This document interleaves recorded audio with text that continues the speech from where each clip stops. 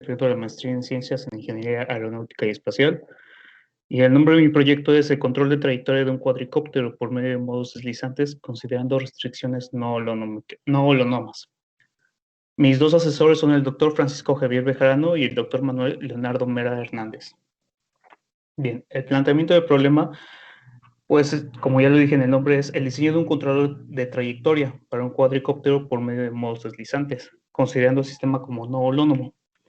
El objetivo general, pues, es muy acorde al planteamiento del problema, que lo que vamos a hacer es un algoritmo que controle el seguimiento de trayectoria de un cuadricóptero. En objetivos específicos, tenemos el cálculo de un modelo matemático del cuadricóptero. Lo que planeamos tener aquí es obtener de manera explícita las restricciones no holónomas. El segundo objetivo general, el específico, es el diseño de control para el problema de regulación. El tercero es el diseño del control para el problema de seguimiento de trayectorias. Y por último, lo que realizaremos son simulaciones para mostrar su efectividad de controlador. Vamos a hablar un poco sobre restricciones o ligaduras, acerca de qué son estas. Podemos clasificarlas como dos restricciones. Hay varias clasificaciones, pero bueno, esta es la que nos va a servir a nosotros. Las restricciones holónomas y las no holónomas. ¿Cuáles son las restricciones holónomas? Son aquellas que dependen de una posición de la partícula. Las podemos escribir como está aquí, que dice f de R1, R2 hasta Rn es igual con 0, donde R de R1 a Rn son las posiciones de cada una de las partículas del sistema. El ejemplo más común que tenemos aquí para una restricción holónoma son la distancia de las partículas en un cuerpo rígido, que es lo que tenemos ahí abajo, la ecuación de abajo. La posición de las partículas en un cuerpo rígido se debe de mantener constante. Aquí lo vemos como RI menos RJ al cuadrado menos RA al cuadrado debe de ser igual con 0. Y es una restricción holónoma. ¿Cuáles son las restricciones no holónomas? Pues realmente la definición que encontramos es un poco ambigua, es muy general, dice, pues son todas las que no son holónomas y se pueden escribir de diferentes formas. De hecho, hay muchísimas formas de restricciones no holónomas. Aquí escribimos una que es f de R1 a Rn, R1 punto hasta Rn1 punto es igual con 0. Un ejemplo que ponemos aquí es la siguiente restricción no holónoma, que es x punto por el seno de teta menos y punto por el coseno de teta es igual con 0. Esta restricción que acabamos de mencionar es la restricción de una rueda que gira en un plano. Pero bueno, las restricciones no holónomas, como ya vimos, su definición es muy ambigua, es muy general, pero nosotros nos vamos a especificar en un tipo de restricciones, que son las restricciones que tienen la forma pfaffiana. Y bueno, más adelante lo vamos a explicar. Pero bueno, en sí, ¿qué son las restricciones o qué es lo que estamos haciendo? Cuando nosotros introducimos restricciones o ligaduras, realmente lo que estamos haciendo no es más que otro método por el cual estamos estableciendo fuerzas que nosotros no conocemos a priori, pero sí sabemos el efecto que tienen en el movimiento del sistema. Otra cosa importante de las restricciones es que cuando nosotros las estamos introduciendo a nuestro sistema, realmente lo que estamos haciendo es agregando dos problemas más. El primer problema que podríamos decir que se está agregando al sistema es que cuando nosotros agregamos las restricciones, lo que estamos haciendo es que todas las posiciones de nuestras partículas ya no sean totalmente independientes entre sí, ahora ya son dependientes. Y esta dependencia se debe gracias a las ligaduras, ya que crea una relación entre las posiciones de nuestras partículas. En las ligaduras homogéneas, holónomas, en las ligaduras holónomas, lo que pasa es que este problema lo podemos atacar introduciendo las coordenadas generalizadas. Cuando introducimos nosotros las coordenadas generalizadas, se supone que ya va implícitamente las restricciones en ellas. Entonces ya no es necesario que nosotros especifiquemos esas restricciones en el sistema. Pero con las restricciones no holónomas no podemos hacer eso, o no se puede solucionar el problema así. Otra cosa es que las restricciones holónomas le quitan grados de libertad a nuestro sistema, y las restricciones no holónomas no forzosamente quitan esos grados de libertad. El segundo problema que nosotros tenemos es que, bueno, como son fuerzas que no conocemos a priori, pues se vuelven una incógnita que necesitamos resolver en el sistema de ecuaciones, en el sistema de ecuaciones de movimiento del sistema. Bien. Ahora, vamos a enfocarnos en el tipo de restricciones que nosotros vamos a estar manejando. Dijimos que vamos a manejar un tipo de restricciones que son de la forma pfaffiana.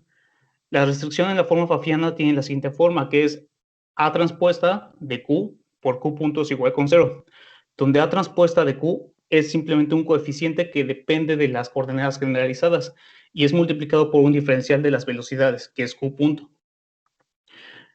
Cuando nosotros nos encontramos con restricciones de esta forma, algunos podrían decir, o por ejemplo, regresando a la diapositiva anterior, en el ejemplo que tenemos que es x punto por el seno de teta menos y punto por el coseno de teta, pues podríamos pensar que tal vez podría existir algún factor integrante que nosotros multiplicamos esta ecuación por el factor integrante, lo que hace que se convierta en un diferencial y podamos integrarlo. ¿Qué es lo que sucedería con esto? Que, bueno, automáticamente esta restricción quedaría en función de sus coordenadas de la partícula y ya no quedaría en función de sus velocidades. Automáticamente esto se convertiría en una restricción holónoma.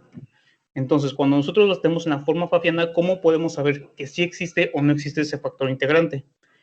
Bien, aquí está lo que acabamos de escribir. Si existe un factor integrante gamma de Q, que al momento de que yo multiplico el coeficiente A de Q por ese factor integrante que es gamma de Q, automáticamente se convierte en una diferencial, específicamente una diferencial exacta, que lo que podría suceder de aquí es que la integramos y automáticamente ya se convierte en una ecuación que depende solo de la posición. Otra forma de escribir esto es, bueno, o para saber si existe este factor integrante, la relación que se debe de cumplir, que es necesaria y suficiente, es que la derivada parcial de gamma por A de K, sobre la derivada con respecto a la derivada parcial de Q de J debe ser igual a la derivada parcial de gamma de AJ sobre la derivada parcial de Q de K. Si se cumple esta condición que tenemos aquí, entonces sí existe un factor integrante que hace que nuestra ecuación se convierta en una ecuación diferencial exacta, que hace que se pueda integrar y entonces se convertiría en una restricción holónoma. Si eso llega a suceder, pues bueno, pasaría a que se convertiría en una función b, que solo depende de las coordenadas de la posición que es q1 hasta qn, o las coordenadas generalizadas en este caso, y lo único que tendríamos que hacer sería integrar el otro lado, y eso sería igual a una constante. Entonces, es importante que nosotros tomemos en cuenta esta relación para saber con qué tipo de restricción nos estamos tomando, porque la restricción que tengamos puede que se pueda integrar y entonces ya no sería restricción holónoma, sería una restricción holónoma. Ahora, ¿por qué el cuadricóptero lo consideramos como un sistema no holónomo? O principalmente como un sistema con restricciones aquí. Nosotros consideramos que las restricciones del cuadricóptero primero se deben a que no puedes realizar un movimiento de traslación sin que se genere una rotación en el sistema. Forzosamente, cuando tú generas una traslación, se genera una rotación, o viceversa. Si tú generas una rotación en el cuadricóptero, se crea automáticamente una traslación. Como podemos ver ahí, hay una relación entre la rotación y la traslación, entre las coordenadas de traslación y rotación, que es lo que ya dijimos que es la definición de restricción, que es lo que hace que nuestras coordenadas ya tengan una relación y no sean totalmente independientes, sino dependientes. Ahora, para poder realizar el modelo matemático de nuestro cuadricóptero, pues primero nos vamos a basar en esta figura que está aquí. Primero tenemos que darnos cuenta que tenemos dos marcos de referencia, que es el marco móvil y el marco inercial. El marco inercial lo definimos con el subíndice E y el marco móvil con el subíndice B. Tenemos 4 fuerzas aplicadas al cuadricóptero, que son las 4 fuerzas que aplica cada uno de los rotores. Ahí viene el sentido de giro de cada uno de los rotores. Tenemos 4 desplazamientos que son hacia X, Y o Z, y tenemos, 3 desplazamientos y tenemos 3 velocidades sobre el eje móvil, que son U. ¿Qué sería? ¿Mande? Bueno, tenemos 3 velocidades que son U subíndice B, V subíndice B y W subíndice B. Si se dan cuenta, bueno, aquí es muy fácil de ver que el cuadricóptero tiene 6 grados de libertad. Tiene 3 desplazamientos y 3 rotaciones. Bueno, solo hay que recordar que, por ejemplo, si nosotros nos queremos lograr un movimiento longitudinal, solo van a estar actuando el motor F1 y el motor F2. Bueno, el motor 1 y el motor 2. Si queremos un movimiento lateral, actuarán el motor 3 y 4. Y si queremos, bueno, un movimiento hacia arriba o hacia abajo, tendrían que actuar todos los motores al mismo tiempo. Aquí en esta diapositiva nosotros podemos ver cómo podemos lograr cada uno de los movimientos del cuadro rotor. En la primera figura, de la izquierda hacia arriba, podemos ver que si yo quiero ir hacia adelante, lo que tengo que hacer es que el motor 2 tengo que aumentarle una mayor velocidad y el motor 1 tiene que disminuir la velocidad.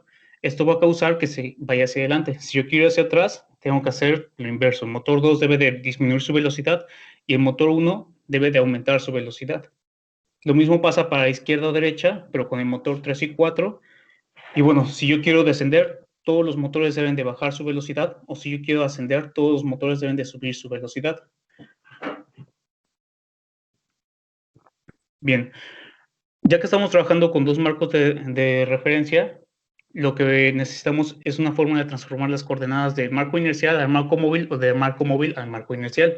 Lo que vamos a ocupar es la matriz de rotación de Euler, que es la que nos aparece aquí. Dice R de XY es igual a, y bueno, es una matriz de 3×3. Esta matriz nos sirve para mandar las coordenadas del marco móvil al marco inercial. Ahora, obviamente, bueno, si queremos hacer lo inverso, si queremos mandarlas del marco inercial al marco móvil, pues lo único que tenemos que ocupar es la matriz, la transpuesta de esta matriz de rotación, como lo hacemos a continuación. Vemos que tenemos, si nosotros queremos convertir las velocidades del marco inercial al marco móvil, lo que tenemos que hacer es multiplicar las velocidades de la Tierra, del marco inercial, por la transpuesta de la matriz de rotación, y eso nos va a dar las velocidades del marco móvil, que es la ecuación que tenemos aquí. V sub índice B es igual a la matriz de rotación transpuesta por V sub índice E. Desarrollando un poco esta expresión, nos queda en la forma matricial como U sub índice B, V sub índice B, W sub índice B es igual a la matriz de rotación transpuesta por X punto, Y punto y Z punto. X punto, Y punto y Z punto son las velocidades en el marco inercial de referencia. Pero ahora, ¿qué es lo que nos damos cuenta? Si nos fijamos en el marco móvil, o si solo nos quedamos pensando en el marco móvil, los actuadores solo tienen una dirección, que es en el eje Z del marco móvil. En ningún momento esos actuadores pueden crear un movimiento en el eje X o en el eje Y del marco móvil. De hecho, por eso es un sistema subactuado. Pero bueno, volviendo a esto, si no puede crear ninguna traslación en el eje X ni en el eje Y del marco móvil, pues por lo consiguiente no puede generar ninguna velocidad en ninguno de esos planos del marco móvil. En ninguno de esos ejes, ni en el eje Y ni en el eje X puede tener velocidad. Y eso lo podemos traducir como U subíndice B es igual a U subíndice B, V subíndice B, perdón, es igual con 0. Si sustituimos esta relación en la matriz que tenemos anterior de velocidades, nos va a quedar como esta que está aquí en medio. Bien, y tenemos 0,0 W subíndice B es igual a la matriz de rotación transpuesta por las velocidades en el marco inercial. Si se dan cuenta, las dos primeras ecuaciones que tenemos en esta matriz realmente son las restricciones en la forma pfaffiana, que son un coeficiente que depende de las coordenadas generalizadas por el diferencial de velocidades, que en este caso es X punto, Y punto y Z punto. Para que lo podamos visualizar más de la forma pfaffiana, lo podemos escribir de esta forma, como A de Q es igual a, y son los coeficientes que tenemos en las restricciones anteriores, y Q punto sería X punto, Y punto y Z punto. Si nosotros tratáramos de integrar las restricciones que tuvimos anteriormente para ver si son holónomas o no holónomas, pues realmente lo que nos daríamos cuenta es que no cumple con la condición. No hay una forma o no existe un factor integrante que pueda hacer que nuestra ecuación de ahí se pueda integrar y convertirse a una restricción holónoma. Pero bueno, con eso ya encontramos las dos restricciones de nuestro sistema.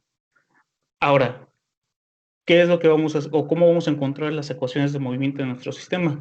Nosotros lo que decidimos hacer es mediante un enfoque de Euler-Lagrange. ¿Por qué decidimos ocupar este enfoque? Bueno, principalmente porque aquí es muy fácil introducir estas restricciones que acabamos de encontrar. Conocemos dos métodos para hacerlo. Conocemos el método de los multiplicadores de Lagrange, o conocemos este método que es la ecuación de Magee. Sinceramente es un poco más sencillo ocupar la ecuación de Magee y es por eso que lo utilizamos. La ecuación de Magee, ¿qué es lo que hace? Bueno, realmente tenemos nuestra ecuación de Lagrange, de Euler-Lagrange, que es la derivada con respecto al tiempo de la derivada parcial de lagrangiano con respecto a QI punto, menos la derivada parcial de lagrangiano con respecto a QI, menos las fuerzas generalizadas debe ser igual con 0. Esa es nuestra ecuación de Euler-Lagrange normal. ¿Qué es lo que hace la ecuación de Magee? Agrega un factor que es delta de QI. ¿Y qué es delta de QI? Delta de QI, como lo especificamos aquí abajo, es la sumatoria de la matriz phi por el delta de teta.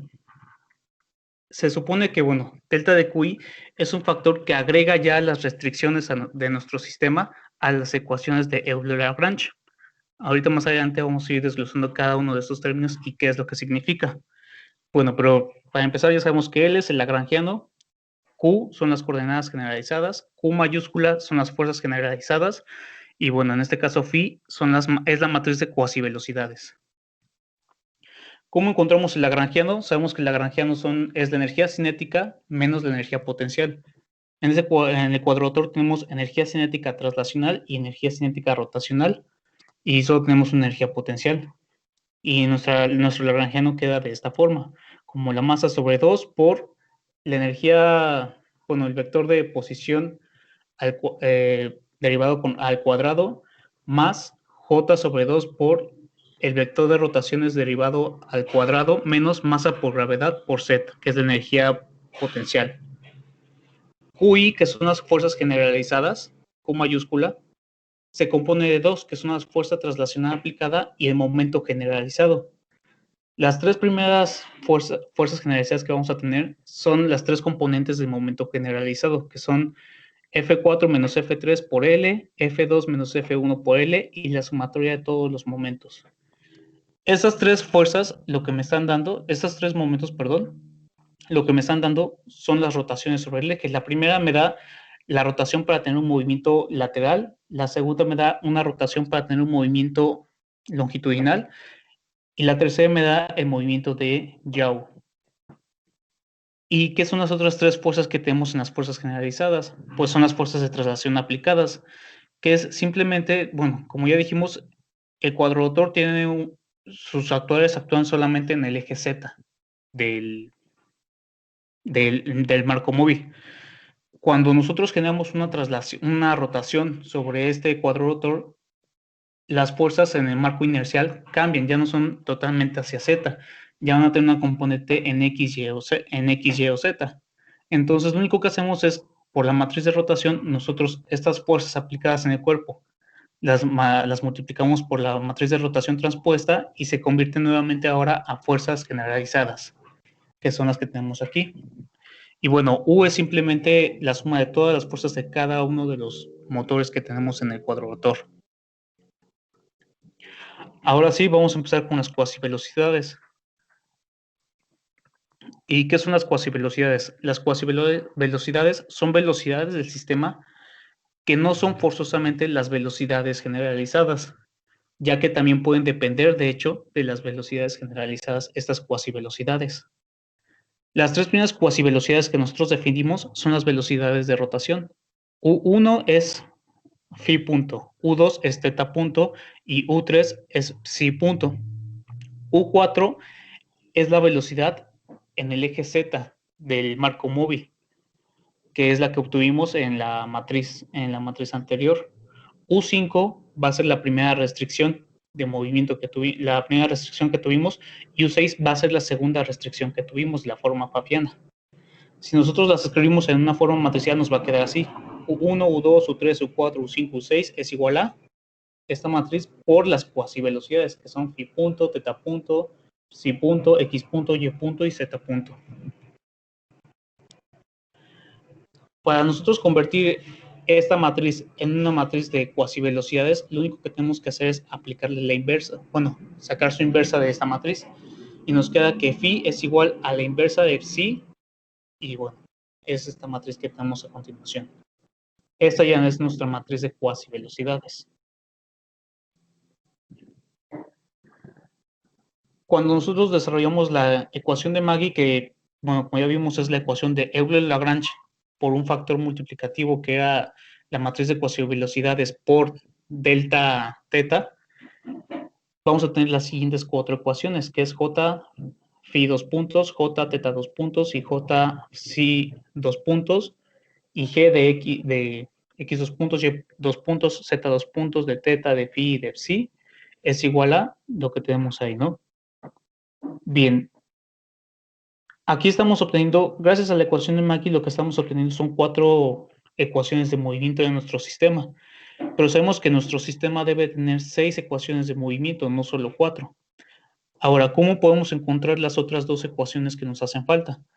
Bien, con el método de Maggie, lo que nos dice es que las ecuaciones que nos lleguen a faltar para nuestro sistema van a ser las restricciones derivadas. En este caso, nosotros tenemos 2 restricciones. Lo que tenemos que hacer es derivarlas con respecto al tiempo y automáticamente se van a convertir en parte de nuestras ecuaciones de movimiento, que es lo que hacemos a continuación.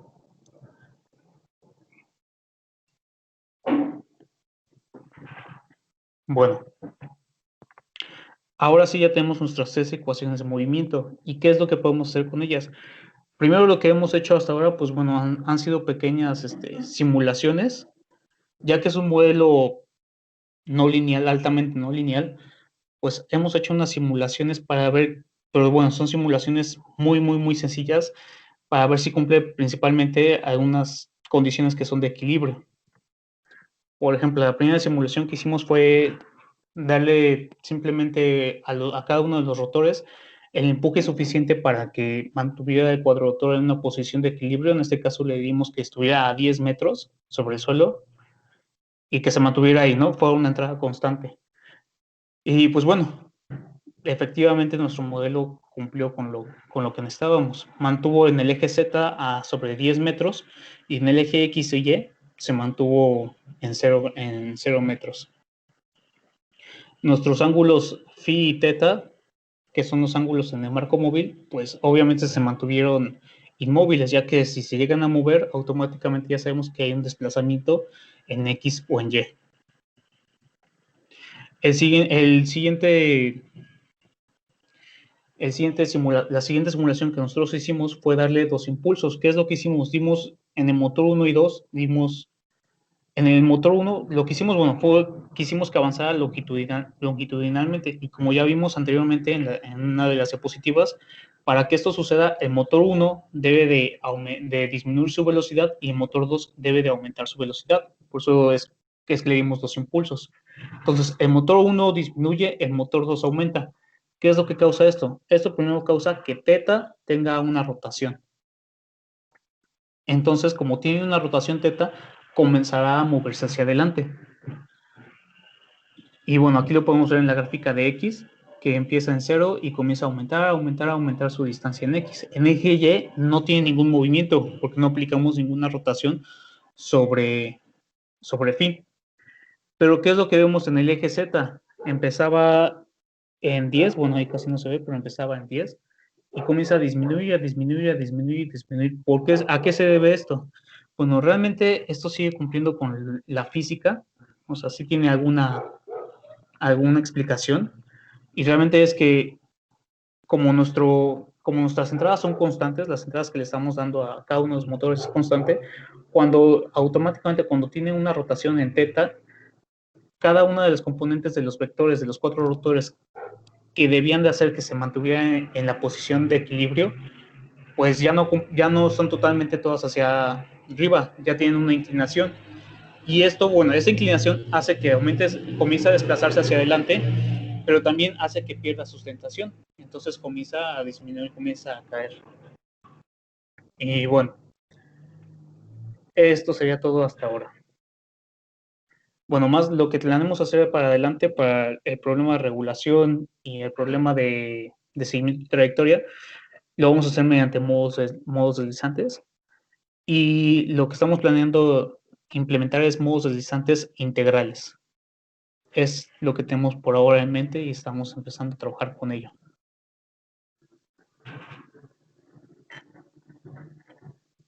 Y bueno, sería todo por ahora.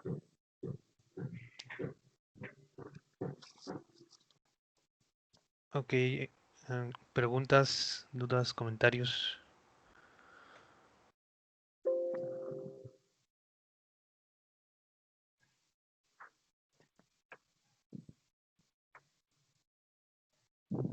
Bueno, yo quería ahí nada más añadir un detalle que, bueno, yo creo que estuvo bien nada más ahí, lo de las restricciones no holónomas, ya lo había platicado antes eh, Jesús en otras presentaciones, pero a lo mejor para los que no estaban ahí presentes, algo importante de las restricciones no holónomas es que son restricciones que normalmente se consideran sobre las velocidades, ¿no? Ahí comentó que es un poco ambigua la definición. Eso más bien es porque algunos autores meten todas las demás restricciones que no son de la forma del lado izquierdo, no de la forma F, R, I igual a cero, como no holónomas, pero en general está muy aceptado que las restricciones no holónomas son restricciones cinemáticas, ¿no?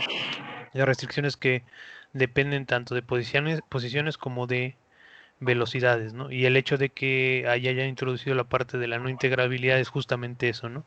Porque si son integrables, pues puedes transformar una restricción de velocidades en una restricción de posiciones. Y ya, ¿no? Entonces, es importante nada más recalcar ese detalle, ¿no? Que son restricciones en las velocidades, ¿no? En las velocidades, o en las velocidades generalizadas. Ok. Yo duda. La- en cuanto a bueno, ahorita platicaban que las restricciones son cinemáticas para la velocidad. ¿Cómo estás contemplando la aceleración? Porque en tus gráficas finales vi que variaba, ¿no? No, no metí aceleración en las gráficas. Pero porque el modelo que tomas es dinámico, ¿no? Sí, es un modelo dinámico, ya son las ecuaciones de movimiento. ¿Me puedes repetir de qué son las dos gráficas de la derecha, por favor? Pero ¿cuál? ¿Las de la primera simulación? En esta primera La segunda. en esta, bueno, todas son gráficas de X y Y.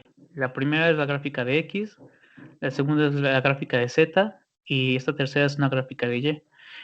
En X sí es obvio que la aceleración está aumentando, o sea, aplicamos un impulso en el cual hicimos que el motor 1 disminuyera su velocidad y el motor 2 aumentara su velocidad.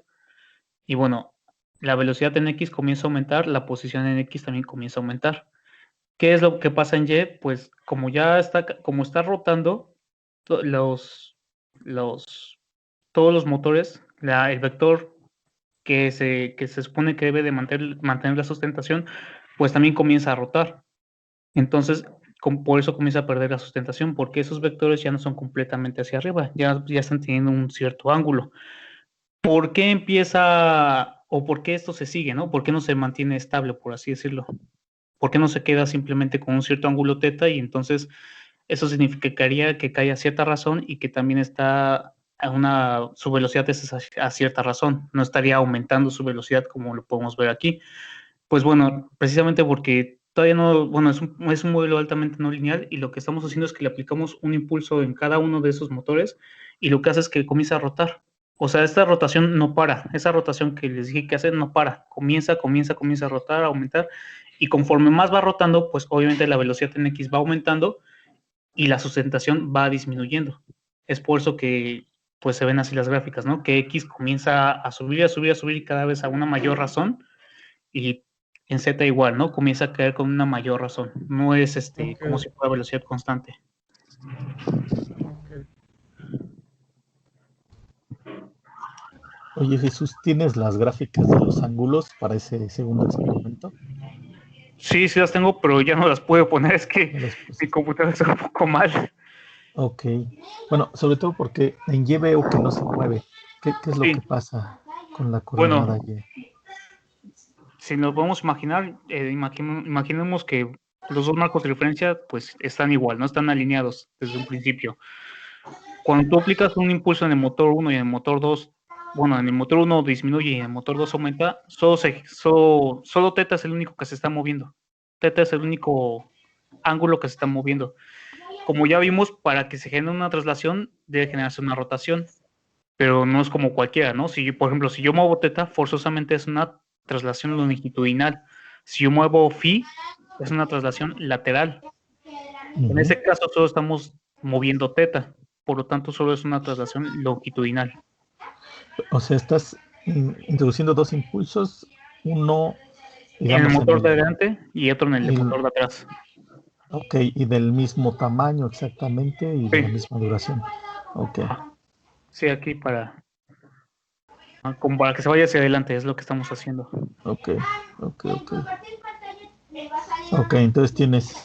Ok, está equilibrado, digamos. La fuerza ahí.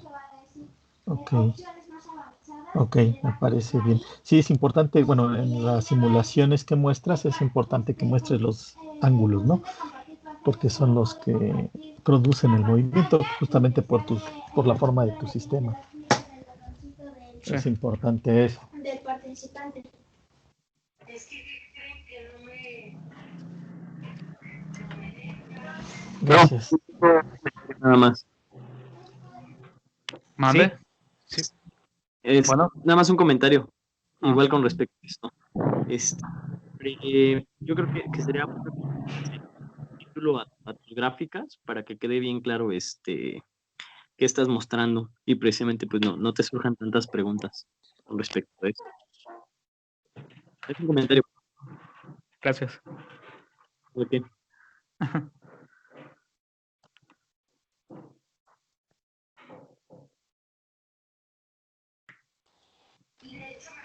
Sí, bueno, nada más también igual para mejorar la presentación, al final mostrar toda la ecuación, ¿no?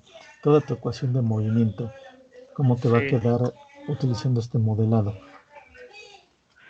Sí, lo he intentado hacer, de hecho, llevo varios tiempo ya intentándolo hacer, pero la verdad es que le he tratado de poner una forma matricial, por ejemplo, porque es como que se acomodaría más. Sí. Pero, por ejemplo, por esta ecuación que está aquí, no he encontrado ningún programa, nada. Lo he intentado hacer en varios programas para que se pueda acomodar, pero está larguísima, entonces siempre se queda mocha, siempre se acorta. Ok, porque tienes ahí rotación, ¿no? En el primer término, el de hasta la izquierda, tienes una rotación simplemente, ¿no? Es una rotación de las componentes X, Y, Z, punto. Pues tal vez así la podrías organizar como una rotación, una especie de matriz de rotación multiplicada por X, Y, Z, dos puntos, igual a alguna otra matriz o vector que multiplica X, Y, Z punto, ¿no? Que es lo que tienes del lado derecho. Sí. Sí, de hecho ahí mi sugerencia había sido que lo dejaras indicado, o sea, que dejaras estas y añadieras, ¿no? Otra ecuación donde lo pusieras de manera compacta, ¿no? No que invirtieras. Ahí lo que está, creo que estás comentando es que no lo puedes poner explícitamente Q dos puntos igual a una función bonita, porque la matriz M del sistema dinámico que obtienes, la inversa se hace un monstruo. Pero yo digo que eso no es necesario de ponerlo así, sino justamente M por Q dos puntos, y la M creo que sí puede quedar más o menos. Sí, M sí queda muy sencilla. Exacto. Pues no tan sencilla, pero creo que sí se puede escribir. Leer, ¿no? Ajá, sí. Entonces, esa era mi sugerencia, que lo dejaras M Q dos puntos más C de Q punto más G, ¿no? Igual a las fuerzas generalizadas. No invirtiendo M, ¿no? No obteniendo Q dos puntos explícitamente, ¿no? Nada más dejándolo así, porque en realidad no lo necesitamos. Vamos a ver, en realidad no necesitamos poner Q dos puntos, se puede diseñar el control, hay maneras, ¿no? Directamente desde la forma con M, ¿no? Pues incluso si conoces M, pues se puede compensar esa parte, ¿no? Entonces nada más necesitábamos la forma como compacta. Sí hizo falta como que una diapositiva más donde estuviera la forma pues del sistema de la dinámica, ¿no? La que siempre vemos. Sí. Y bueno, ahí de las gráficas, sí, ahí hizo falta, ¿no? Lo de ponerle los nombres y eso. Y algo que habías checado ahí era que, bueno, obviamente que si no compensabas, ¿no? Los pares, en realidad sí empezaba a rotar, empezaba a hacer cosas raras, entre comillas, pero es normal porque no estaban balanceados. Si no le das un balance a los pares, empieza a rotar sobre Z, ¿no? También. Entonces, esos detallitos también a lo mejor haberlo comentado ahí o haber añadido ahí las gráficas. O sea que en realidad sí hace lo que estamos diciendo que hace en esos impulsos, ¿no? Todavía está muy preliminar la parte de la simulación porque no le estamos poniendo un control, no le estamos pidiendo nada, nada más le estamos dando como que El jugando con lazo los abierto, motores. ¿no? Ah, exactamente. Entonces, como que era un poquito más nada más la idea ahí de que se mostrara que los movimientos sí son normales del quad. O sea, sí son Sí, como cosas que hace físicamente un quad. Ah, sí, te como faltó cómo dices, explicar. eso y los ángulos y las entradas, ¿no? También las entradas Exacto, son bien importantes para ver qué es lo que estás alimentando sí. y los ángulos porque pues son los que transmiten el movimiento, ¿no? Ujú. Entonces sí, ahí te falta todavía hay un poquito más en la explicación, pero bueno, creo que estuvo mejor. Sí, bastante, se ve más claro, ¿no? Respecto al anterior, se ve mucho más claro lo que estás haciendo ahora. Disculpa, Ok. yo tengo una pregunta. Sí. En algunos modelos de cuadcópteros, bueno, no se considera la restricción holonómica y simplemente las ecuaciones de movimiento consideran la relación que tiene el ángulo del vehículo y las fuerzas producidas por los rotores. ¿Cuáles ventajas supone considerar estas restricciones para el modelo? Bueno, pues puede ser desde algo muy sencillo, por ejemplo, es cuando tú estás haciendo un modelo matemático, puedes saber qué tan acercado a la realidad es, ¿no? Hay por ejemplo, depende para lo que vayas a utilizar. Si quieres un modelo sencillo, no quieres una gran aproximación a la realidad, pues puedes hacer un modelo sencillo y depende de lo que vayas a hacer. Si va a ser una tarea sencilla, por ejemplo, simplemente va a ser tal vez un desplazamiento longitudinal y un desplazamiento lateral y subir y bajar. Pues puedes considerar un modelo, pues, digamos, entre comillas, sencillo, ¿no? Pero obviamente, entre vas aumentando más cosas a tu modelo, lo vas tratando de hacer un poco más real posible, la dificultad va aumentando. Pero, ¿qué es lo que estamos obteniendo a cambio de esa dificultad? Pues bueno, es que se está sacando más de realidad y eso que nos hace que podemos, por ejemplo, si yo quiero poner una trayectoria pues muy complicada, ¿no? Una trayectoria, por ejemplo, que haga un infinito, que haga algo así, o sea, una hélice, una helicoidal, pues se va a ajustar, o sea, en mi modelo se va a ajustar, se podría decir que se tendría que ajustar un poco más a un modelo que simplemente está hecho para que se muevan longitudinalmente, lateralmente y subir y bajar. Eso es lo que estamos tratando o por eso es lo que lo estamos haciendo así, porque queremos que se ajuste un poco más a la realidad para tener esas trayectorias que sean más difíciles para otros cuadrorotores. Muchas gracias.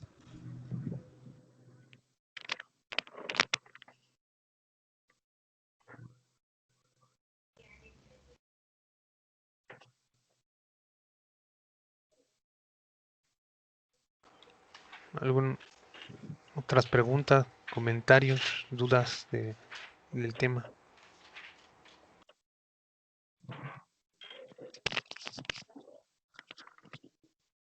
No, creo que va bastante bien.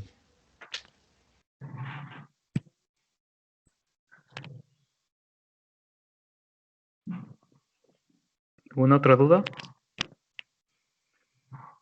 Solo otro comentario respecto a las restricciones. Eh, eh, un poco para distinguir entre holonómica y no holonómica.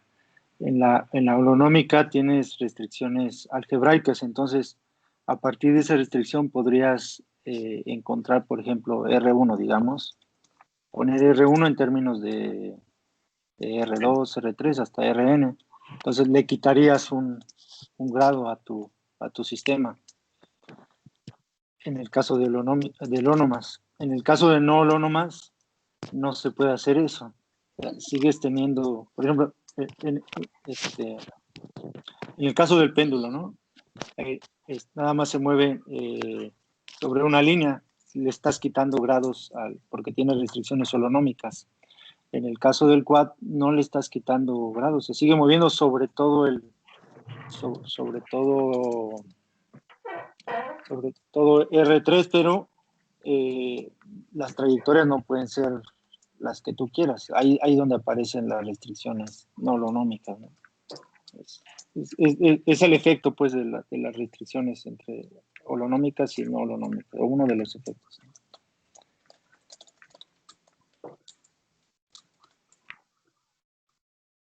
Sí, hay de que no quitan grados de libertad, ¿no? Eso también sí es importante ahí Exacto. Sí, comentarlo, ¿no?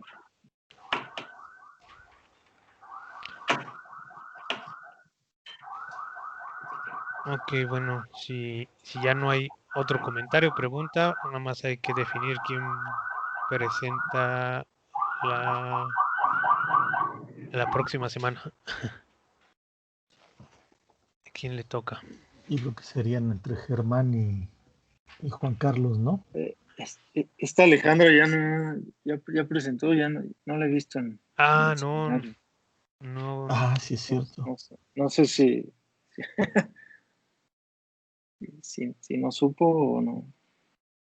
Otra cosa que quiero comentarles, Entonces, pues no sé si sería invitarla o comentarle. Si no, ¿quién podría ser?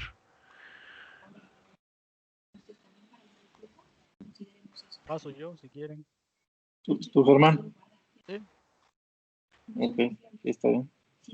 Sale, Bueno, perfecto. de acuerdo. Bueno, pues Muy muchas bien, gracias, chicos. Jesús. Gracias, Jesús.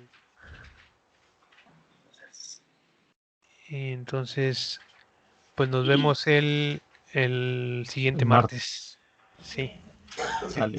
Va. Sí. Gracias, hasta luego. Manuel, Sí, platicamos Gracias. con Juan Carlos. sí. Ahorita lo platicamos con él. Yo me espero. Sí, ahorita lo invitamos. Va. Doctor Jarano, Sí, ¿me avisa? sí. ¿O Sí, hablamos? ahorita Hasta luego. te aviso, ¿sale? Bueno. Ok, sí, lo espero.